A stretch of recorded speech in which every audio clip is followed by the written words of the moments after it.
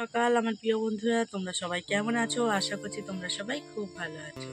তো সকাল সকাল ঘুম থেকে উঠে দেখো ঘরের সমস্ত কাজকর্ম গুছিয়ে নিয়ে রান্না বসিয়েছি। এখন বাজে 8টা। তো তাড়াতাড়ি রান্না করে নিচ্ছি, কারণ তো মাছ দিয়ে ঝোল হবে হালকা পাতলা করে, কাঁচকলা আর আলু দিয়ে হবে। তো তার জন্য দেখো কাঁচকলাটা কাটার জন্য আমি একটা গামলার মধ্যে বেশ কিছুটা জল নিয়ে নিয়েছি। আর এই দেখো মাছ রয়েছে, তো কয়েকটা পেটি রয়েছে, তো দাগা এক পিস রয়েছে, একটা লেজা রয়েছে, আর একটু মাছের তেল রয়েছে। তো মাছের তেলটা নেব না, ফেলে দেব। তো দেখো মাছগুলোকে ভালো করে আবারও জল দিয়ে ভিজিয়ে রেখে দিয়ে কাঁচকলাগুলো কাটতে বসলাম। ওদিকে ভাতটা হচ্ছে আস্তে আস্তে করে। তো বাজারে গিয়েছিলাম, তো 3টে কাঁচকলা বা 10 টাকা দিয়ে নিয়ে এসেছিলাম। তো এখন না এক একদিন বেশ সবজির দামটা বেশ ভালোই যায়, আর এক একদিন সবজির দামটা এত হাই হাই তো কেনাই যায় না, জানো তো, বাজার থেকে ফিরে আসতে হয়। তো সবজির ভীষণ দাম। যেহেতু ডাক্তার আমাকে বেশি করে সবজি খেতে বলেছে, আর জানো তো আমি তেমন একটা সবজি বেশি খেতে পারি না খুব একটা, জানো তো, আমি খাওয়াটা না ছিমছাম, সবজি চচ্চড়ি এগুলো আমি একদম কিছুতেই খেতে পারি না। তো বেশি পরিমাণ কিন্তু আমি খাই না, খাওয়ার পরিমাণটা একদমই কম। তো জানি না কেন, তাও আমার শরীরটা কেন এরকম। তো আমি না সিম্পল একটা তরকারি ভাত খেতে পছন্দ করি। তো বেশি তেলের ভাজা পোড়া জিনিস তো আমি ঘরে আর বানাইও না, আর খাওয়াও আর হয় না। তো সকালবেলা নিয়মিত মর্নিং ওয়াকেও যাই, জানি না কেন গরম জলে লেবু মধু খাই, তার সত্ত্বেও জানি না কেন আমার শরীর এরকম। তো জানো তো শরীরটা ভীষণই খারাপ হয়েছে, এতই ক্রিটিক্যাল সমস্যা, তো আমাকে বারবার ডাক্তার দেখাতে যেতে হচ্ছে। তো কি করব বলো, মা পাশে আছে বলে মা আমাকে কিন্তু সাহায্য করছে। তো ডাক্তারের 400 টাকা ফি দিয়ে ওষুধপালা সব কিছু মাই কিনে দিচ্ছে। তো আমার হাজব্যান্ডের তেমন একটা সামর্থ্য নেই, কোনো মতে ফুচকাটা বিক্রি করে, তো 300 থেকে 400 টাকা রোজ। তো দোকানে তেমন একটা ইনকাম হয় না বললেই চলে, সারাক্ষণ শুধু বসেই থাকা কাজ। তো খুব টুকটাক বাচ্চাদের খাবার দাবার এই সব বিক্রি হয়। তো আর ওই টাকা দিয়ে একটা সংসার কিন্তু ঠিকমতো চলতে চায় না। তো দেখো সমস্ত সব জিনিস কেনা। তো কিছুদিন আগে পুজো গিয়েছে, তো হাত একদম ফাঁকা। আবার জানো তো আমরা আরোহণ কোম্পানি থেকে লোন নিয়েছিলাম, আমাদের ঘরটা যখন হয়েছিল সেই লোনের কিস্তি কিন্তু প্রত্যেক মাসে মাসে 9 তারিখ থেকে 10 তারিখের মধ্যেই পড়ে। তো সবে মাত্র 2 দিন আগে কিস্তি দিয়েছি। তো এর জন্য আমাদের ভীষণ সমস্যা হচ্ছে, চারিদিক থেকে না আমরা ভীষণ কষ্টে রয়েছি। এমনকি মেয়ের মাইনেও পড়ে গিয়েছে। তো কি বলবো, আর ভালো লাগছে না। তো যেহেতু আমার এই শরীর খারাপ হয়ে গেল, তো কিছু টাকা আমার কাছে ছিল, গুছিয়ে রেখেছিলাম, সেই সব টাকাগুলো কিন্তু দিয়ে ডাক্তার দেখিয়েছি, জানো তো, রিপোর্ট করাতে শুধু 3,500 টাকা লেগেছে। মা আমাকে অর্ধেক টাকা দিয়েছিল, আর আমি অর্ধেক টাকা জোগাড় করে কিন্তু রিপোর্টগুলো করিয়েছি। তো দেখো তোমাদের সাথে কথা বলতে বলতে মেয়ে ঘুম থেকে ওঠার পরে মেয়েকে খাবারটাও বানিয়ে দিলাম। আর এই জানো তো আমাদের গ্রামের এখানে সবজি দোকান রয়েছে না, তো ওখানে দেখো এই সমুদ্র কাঁকড়াগুলো এনেছিল, কারণ আমার মেয়ে অনেক দিন আগে থেকে বলছিল কাঁকড়া এনে দেওয়ার জন্য। ওর বাবা কিন্তু কাঁকড়ার দাম বলে কিন্তু এনে দিতে পারেনি। তো আমি এখন টাকা দিইনি, আমি কিন্তু বাকিতে নিয়ে এসেছি। 3টে কাঁকড়ার দাম হয়েছে 115 টাকা। তো শুধু আমার মেয়ের জন্যই নিয়ে এসেছি, কারণ মেয়েটা অনেক দিন থেকে খাবার ইচ্ছা হচ্ছে ওর। তো দেখো কত হাসি মুখ, সবে মাত্র ঘুম থেকে কিন্তু উঠেছে। তো মেয়ে খুশি থাকলেই কিন্তু প্রত্যেক মাই কিন্তু খুশি হতে পারে। তো যাই হোক, দেখো মেয়েকে আমি আজকের এই 3টে কাঁকড়া আমি রান্না করে দেবো, মেয়েকেই রান্না করে দেবো। তো আমাদের তো ওই তো মাছের ঝোল বানাবো আর একটু ডাল বানিয়ে নেবো। তো দেখো ধনেপাতা কাটছে এখানে, কারণ সকাল থেকে না কিছুই খাওয়া হয়নি, মেয়েকে আজকে দুধ খাওয়াইনি, ভাবলাম একটু টমেটো দিয়ে মুড়ি মাখাবো, তো মেয়েকে ওইটাই খাইয়ে দেবো।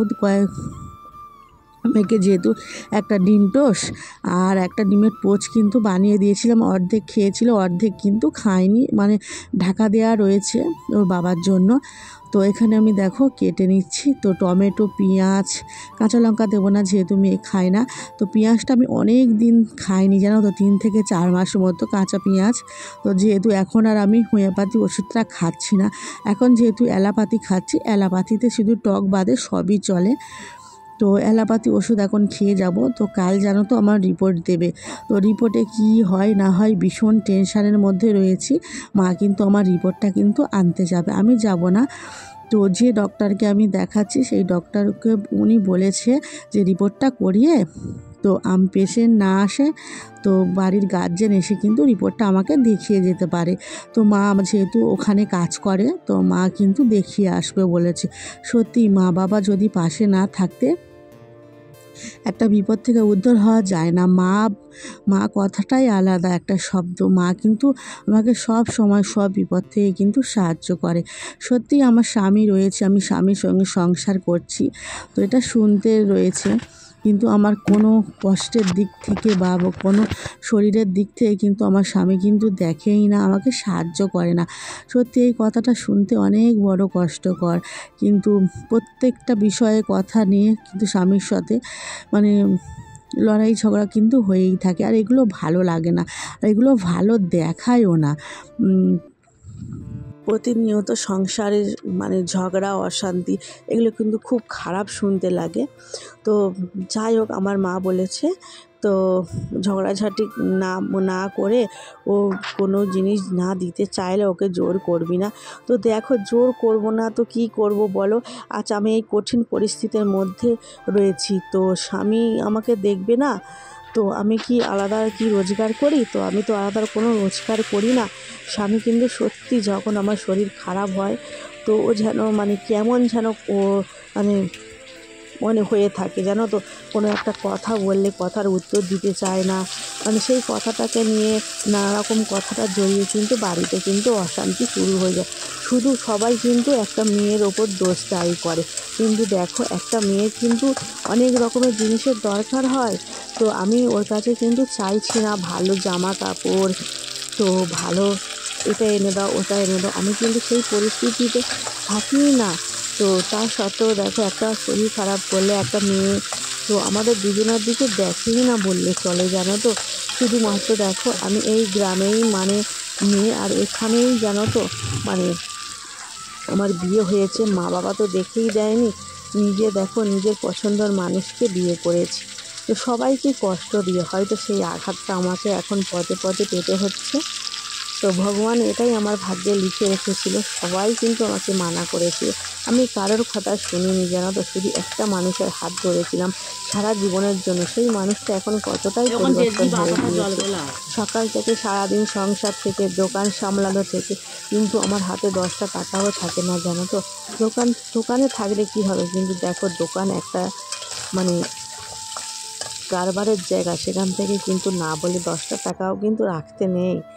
তো জানো তো আমি শুধু ওই যে মাসে যে টাকাটা পাই সেই টাকা থেকে আমার ফোনে রিচার্জ, মেয়ের খাবার দাবার থেকে শুরু করে আমার অসুখ বিসুখ থেকে আমি কিন্তু সব সেই টাকা থেকেই আমি মানে সংসারটাকে চালিয়ে থাকি।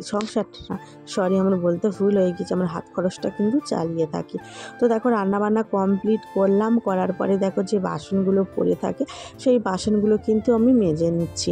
তো দেখো ভীষণ রোদ, রাস্তায় বসে যেহেতু দুপুরবেলা বাসন মাজছি তো রোদের চাপ ভীষণ। সবাই দেখো মানে আমাদের এখানে না পান বরজ রয়েছে, সবাই দেখো পান বরজ থেকে চলে যাচ্ছে বাড়ি। তো আমি এই রোদের কাটকাটে রোদ একদম, তো আমাদের গ্রাম বাংলায় এই ভাষাটা কিন্তু বলে থাকে, তো আমি এই কথাটাই বললাম। তো ভীষণ রোদের চাপ, একদম পিঠ একদম জ্বালা করছিল। তো বাসন মেজে কিন্তু খাওয়া দাওয়া করে একটু রেস্ট করছিলাম। মেয়ের আজকের পড়া ছুটি ছিল, তো মেয়েকে আর আজকে পড়তে দিয়ে আসিনি। তো মেয়ে ঘরে একটু সন্ধ্যেবেলা পড়তে বসিয়েছিলাম, আর রাতে খাবারের জন্য বরমশাই বলে গিয়েছিল চাউমিন বানানোর জন্য। তো দেখো এখানে আমি 1 প্যাকেট চাউমিন বানিয়ে দিচ্ছি। তো যেহেতু দোকানে ডিমটা ছিল না, শেষ হয়ে গিয়েছিল, তো আমি মানে চাউমিনের মধ্যে ডিম দিইনি, এরকমভাবেই বানিয়ে দিচ্ছি। একটু পেঁয়াজ, টমেটো, কাঁচা লঙ্কা দিয়েই বানাচ্ছি। মেয়ে তো খাবে না, আর আমি এই খাবারটা কিন্তু খাবো না। এখন থেকে আমি সমস্ত জিনিস কিন্তু ত্যাগ করে দিচ্ছি নিজের শরীরের কথা ভেবে। একদম অল্প পরিমাণ তেলে কিন্তু আমি রান্নাবান্না করছি। তো তরকারিটা খেতে কিন্তু ভালো আমার লাগছে না, কিন্তু তাও দেখো ঝাল, মশলা, তেল সমস্ত কিন্তু আমার জীবন থেকে ত্যাগ করে দিচ্ছি। হয়তো দেরি হবে, আস্তে আস্তে আমি সমস্ত কিন্তু জীবন থেকে সরিয়ে দিচ্ছি। তো দেখো চাউমিনটা বানাচ্ছি একদম অল্প পরিমাণ তেলে, কিন্তু আমি খাবো না। আমার জন্য আমি আটা মেখে রেখেছি। তো 4-5টা মতো রুটি করে নেব সকালবেলা, আর রাতে খাওয়ার জন্য। রাতে 2টো খাবো। তো একটু মানে লাল চা বানিয়ে কিন্তু খেয়ে নেব। তো দুপুরে ডাল রয়েছে, ডাল দিয়ে আর রুটি খাবো না, যেহেতু ভালো লাগছে না। তো শরীরটা ভীষণই খারাপ ছিল। তো ডাক্তার দেখানোর পরে, ওষুধ খাওয়ার পরে ভীষণ ভালো আছি এখন। তো অনেকটাই ভালো আছি। তো জানি না, একটু ভয়ের মধ্যে আছি। তো রিপোর্টে কি বার হয় না বার হয়। তো তোমরা একটু আমার জন্য আশীর্বাদ করো যেন আমার রিপোর্টটা ভালো। তো রিপোর্ট হাতে পেলে আমি তোমাদের সাথে শেয়ার করব আমার কি হয়েছিল না হয়েছিল। এখন কিন্তু দেখো ভিডিওর মধ্যে সব কথা কিন্তু শেয়ার করতে পারছি না। কি বলো তো, আমার ভিডিও হয়তো আমাদের গ্রামের অনেকেই দেখে, কিন্তু সবাইকে কি এই সমস্যার কথা কিন্তু জানানো যায় না। এটা একদম নিজের মানে পার্সোনাল এমন একটা সমস্যা। তো আমি তোমাদের কাছে কিন্তু শেয়ার করব রিপোর্টটা হাতে পেলে, রিপোর্টে কি বের হয় না বের হয়। তো দেখো মানে 4টে রুটি বানাচ্ছি, বেশি কিন্তু বানাবো না। তো আমার ভিডিওটা তোমাদের কাছে কেমন লাগে তোমরা কিন্তু অবশ্যই কমেন্ট করে জানিও। আমি অনেক কষ্টের মাধ্যমে তোমাদের সাথে কিন্তু ভিডিওটা শেয়ার করে থাকি আর ভিডিওটা বানিয়ে থাকি। তোমরা প্লিজ করে আমার ভিডিওটাকে একটু ভালোবাসা দিও, একটু লাইক দিও। তো দেখো মোট 6টা রুটি হয়েছিল শ্বশুরমশাইকে